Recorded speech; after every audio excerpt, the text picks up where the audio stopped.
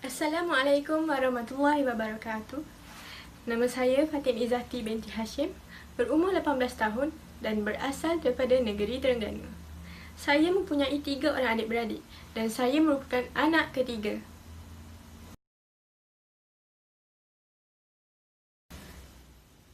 Saya telah menerima pendidikan rendah di Sekolah Kebangsaan Kuala Telemong dan saya telah mendapat 4A1B dalam peperiksaan UPSR. Kemudian saya telah melanjutkan pelajaran di SMK Kuala Telemong dan saya telah mendapat 10A dalam peperiksaan PT3, manakala mendapat 6A dalam peperiksaan SPM. Ketika di sekolah, saya telah menyertai pelbagai aktiviti kokurikulum. Antara penyertaan tertinggi saya ialah pertandingan robotik Tug of War peringkat antarabangsa 2018, seterusnya pertandingan robotik kebangsaan NRC 2018 peringkat negeri. Selain itu, saya juga pernah menyertai pertandingan robotik kebangsaan NRC peringkat negeri dan kebangsaan pada tahun 2017. Dan saya telah mendapat johan dalam kedua-dua pertandingan tersebut. Pada tahun 2019, saya juga telah menerima anugerah khas daripada pengetua. Saya juga pernah memegang pelbagai jawatan ketika di sekolah. Antaranya ialah saya merupakan pengawas sekolah dari tahun 2016 hingga tahun 2019. Seterusnya, saya juga merupakan pengerusi kelab robotik, naib pengerusi unit kadet bomba dan penyelamat, naib pengerusi kelab bola baling dan juga pengawas SPBT iaitu skim pinjaman buku teks. Saya juga merupakan bendahari asrama pada tahun 2018 dan 2019. Saya fasih dalam berbahasa Melayu dan berbahasa Inggeris. Selain itu, saya juga mahir dalam menggunakan Microsoft Office. Contohnya Microsoft Word, Microsoft PowerPoint dan Microsoft Access. Seterusnya, saya juga mahir dalam menggunakan Filmora 9. Saya merupakan seseorang yang mudah mempelajari sesuatu yang baru. Selain itu, saya mampu bekerja secara individu dan juga secara berkumpulan.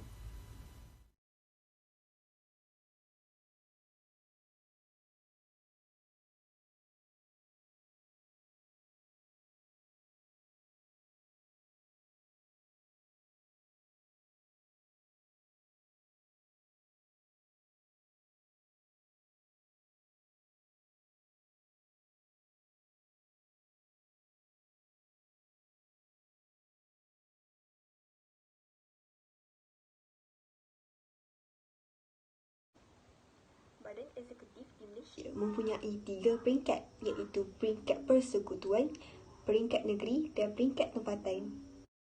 Peringkat persekutuan diketuai oleh Perdana Menteri dan juga terdiri daripada mereka yang mewakili parti yang mendapat majoriti dalam parlimen. Di bawah Perdana Menteri terdapat Kabinet atau dikenali sebagai Jemaah Menteri. Dan juga di bawah Kabinet terdapat Kementerian, Jabatan, Suruhanjaya dan Perbadanan Awam. Anggota Kabinet boleh dipilih daripada mana-mana majlis parlimen iaitu Dewan Rakyat ataupun Dewan Negara. Yang di-Pertuan Agong melantik Perdana Menteri dari Dewan Rakyat. Kemudian Menteri pula dilantik oleh Yang di-Pertuan Agong atas nasihat Perdana Menteri. Kabinet terdiri daripada 35 orang menteri termasuk Perdana Menteri dan Timbalan Perdana Menteri. Timbalan Perdana Menteri atau setiausaha parlimen dilantik mengikut setiap portfolio, tidak termasuk kabinet. Apakah tugas kabinet atau jemaah menteri ini? Tugas kabinet ialah mentadbir kerajaan persekutuan mengikut bidang kuasa yang terdapat dalam senarai persekutuan. Kedua, membuat dasar kerajaan. Yang ketiga, memperincikan dasar kerajaan yang dijanjikan kepada rakyat. Yang keempat, mengendalikan masalah kecemasan dihadapi oleh negara. Di bawah Kabinet terdapat Kementerian, Jabatan, Suruhanjaya dan juga Perbadanan Awam. Kementerian merupakan agensi tertinggi dalam jentera pentadbiran persekutuan. Jabatan pula ialah agensi pelaksana sesebuah kementerian yang diketuai oleh ketua jabatan ataupun ketua pengarah. Suruhanjaya pula ialah melaksanakan atau memastikan jentera pentadbiran berjalan dengan lancar dan sistematik. Suruhanjaya mempunyai 2 cabang iaitu Suruhanjaya Tetap dan Suruhanjaya Sementara. Contoh Suruhanjaya Tetap ialah Pilihan Raya dan Suruhanjaya Perkhidmatan. Suruhanjaya Sementara pula ialah menyiasat atau menyelesaikan masalah yang timbul pada satu-satu masa. Kemudian Perbadanan Awam. Perbadanan Awam ini ialah agensi separuh kerajaan dalam bidang pembangunan sosioekonomi negara yang membolehkan kerajaan terlibat secara langsung seperti PINAS. Peringkat negeri. Kuasa eksekutif peringkat negeri di setiap negeri dijalankan oleh raja atau sultan atau yang di-Pertuan Negeri. Perlembagaan negeri mengandungi Seksyen 1 dalam kurungan 2 seperti terkandung dalam peruntukan Perlembagaan Persekutuan Malaysia. Raja atau Sultan akan melantik Menteri Besar atau Ketua Menteri bagi mempersetujui atau tidak mempersetujui permintaan membubarkan Dewan Undangan Negeri atau memperkenalkan pelantikan Menteri Besar atau Ketua Menteri yang mengetuai parti yang berjaya memenangi undian majoriti dalam pilihan raya pada peringkat negeri. Peringkat tempatan ataupun dikenali sebagai peringkat daerah. Peringkat tempatan diketuai oleh pegawai daerah dengan dibantu oleh beberapa orang penolong pegawai daerah. Beberapa mungkin di dalam daerah pula ditadbir oleh penghulu. Sebagai contoh, di negeri Sarawak, struktur pentadbiran di daerah terbahagi kepada 4 iaitu bahagian yang ditadbir oleh Presiden. Yang kedua ialah daerah yang ditadbir oleh pegawai daerah. Ketiga, daerah kecil yang ditadbir oleh pegawai anak negeri. Dan yang terakhir ialah kampung yang ditadbir oleh penghulu. Apakah sebenarnya peranan Badan Eksekutif di Malaysia? Okey. Peranan Badan Eksekutif ialah membuat keputusan mengenai polisi dan menguatkuasakan undang-undang negara. Kedua, menjaga hal ehwal hubungan luar negara dan membuat pembangunan infrastruktur. Badan Legislatif atau Badan Perundangan merupakan badan kedua dalam sistem pemerintahan. Badan ini menjalankan tugas di Parlimen yang diperuntukkan dalam senarai persekutuan yang terdiri pada 3 komponen iaitu Yang di-Pertuan Agong, Dewan Rakyat dan Dewan Negara. Antara fungsi di Parlimen adalah membuat undang-undang yang boleh dikuatkuasakan di seluruh negara. Selain itu, meluluskan undang-undang persekutuan, membuat pindaan kepada undang-undang persekutuan yang sedia ada, meluluskan perbelanjaan kerajaan serta meluluskan hasil-hasil cukai yang baharu. Parlimen akan terus berjalan selama 5 tahun dari tarikh mesyuarat pertama selepas pilihan raya, melainkan jika dibubarkan terlebih dahulu.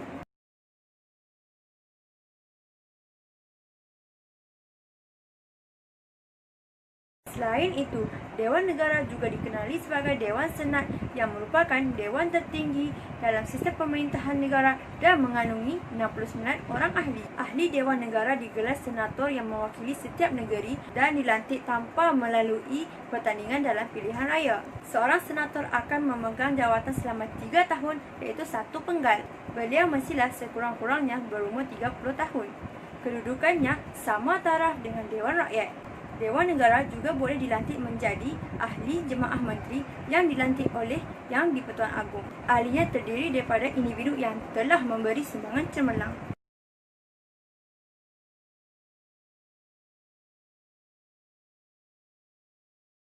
Ahli Dewan Rakyat dipilih oleh rakyat dalam pilihan raya umum dan mengandungi 219 orang ahli. Setiap ahli Dewan Rakyat mewakili 1 kawasan pilihan raya. Tempoh jawatan bagi ahli Dewan Rakyat ialah 5 tahun. Bukan itu sahaja, ahli Dewan Rakyat tidak boleh memegang dua jawatan dalam satu masa. Ahli Dewan Rakyat mestilah berumur 21 tahun ke atas, tidak muflis, waras dan tiada rekod jenayah.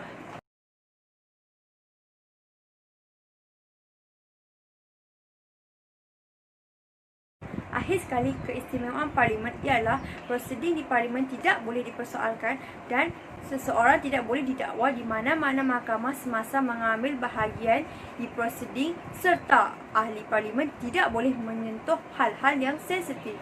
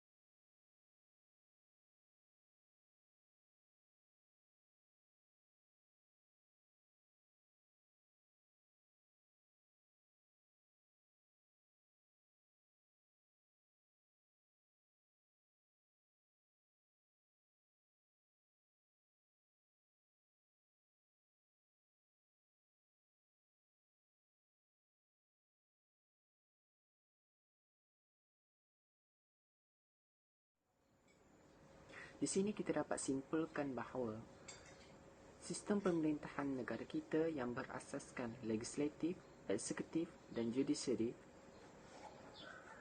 membuktikan suatu sistem pemerintahan yang berkesan. Walaupun terdapat pertindahan kuasa, ia tidak menunjukkan kelemahan bagi sistem tersebut, malah memantapkan lagi sistem yang sedia ada. Kewujudan sistem ini menunjukkan kemakmuran dan keamanan boleh dicapai oleh sebuah negara yang berbelang kaum.